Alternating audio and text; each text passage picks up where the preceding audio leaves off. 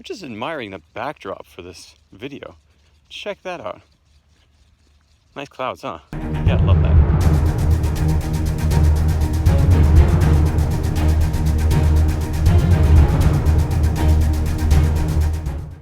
That's right, Zach Edwards here for another Game Design Wednesday. I am just coming off a vacation. Oh, so hard. Yeah, that's right. I did not want to leave vacation. It's so nice to be away from a lot of my responsibilities. But of course, my biggest responsibility is here with you. So that's why I'm doing all these videos. So one thing I wanted to talk to you about in Game Design Wednesday is I want to give you an example of what a game that's well thought out, well produced will cost. And this might scare a lot of you. This might scare all of you that are trying to design a game, but it might not. And it also, I'm going to tell you ways of overcoming those issues of cost. So thanks for joining me on this Game Design Wednesday. Whew, I'm going to miss this vacation. Anyways, it's a beautiful place, Idaho, very quiet and such. Let's get into this game design. Okay, so today we're going to be talking about Totally Medieval. Totally Medieval is the newest game. We made it a math game. This is a game that we overcame the struggle that a lot of math games have. So when you play with math games, you play with at one level. Everyone plays at addition, or everyone plays at multiplication, subtraction, and such. We said, you know what? We don't like that idea. We need to overcome this. We need to make this better. The second problem that happens is the fact that what happens to a math game after you're done with it? After you've learned addition or subtraction, multiplication, some people may give it away. Some people just put it on the shelves because they don't want to put in the mental, use some of their mental capacity to figure out who to give it to. And math games, they don't sell at garage sales. They don't. It's like most of the time you're going to sell it to or give it to a family member that you know and such. So there's no real selling or getting rid of math games after you're done with that level of math. Totally Medieval, we came up with the solution. We wanted to create a game that played at every level, where every player played at their own level during the same time. So you're all playing the same game, but using addition, subtraction, multiplication, division, fractions, or algebra. You can even do algebra in this game. That's right, how cool is that? So when it comes to this new game where you have all these different math levels, what happens at the end? What happens at the end when you are, you're done with algebra. So you go into algebra 2 or calculus. You don't really need to learn or practice your algebra. You don't really want to give the game away because it's a really fun game. So what do? You take all the math out and you add dice. So you could be a 30-year-old, a 40-year-old, a 50-year-old, 60-year-old now playing because you can roll dice. And when you roll dice, you can basically use the game for eternity. That game will always sit on your shelf and always be pulled off because you can continually play it. Now, here's another problem. A lot of games, you might get bored of the game.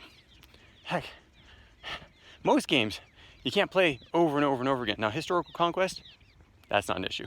Totally Medieval, we wanted to make a way that you continue to use the game so it stays in your mind and you have fun with it forever. This is a game that you can use going down the generations because it's not just Totally Medieval. Totally Medieval with the figurines, you take all the figurines off the board, you put them on a chessboard. There's one king, one queen, 2 knights, 2 rooks, 2 bishops, 8 pawns for each side. So you can play as the knights or you can play as the Vikings. Both times you're playing as, so you can play both in the math game in Totally Medieval, or you can play Totally Medieval chess as well. And that chess game just makes it amazing. And it's such a great game. Okay, so beyond tooting its own horn, I wanted to tell you some of the ins and outs about it. So when we produced it, we produced a lot of the miniatures, but we had to do it in 3D. Now, I didn't have the skills to create well-detailed figurines in 3D. So we had professionals from actually around the world. We had certain ones that we wanted, but at the same time, we had to get all of them out, so we tried on new sculptors as well, 3D designers. And they created a game, and they created 16 different pieces. Now each of those cost between $500 and $1,000 per piece.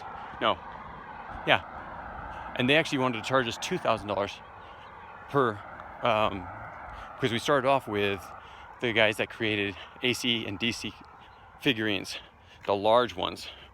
So those that create these figurines for Marvel Comics and DC Comics, I said AC, DC, or did I? Whatever.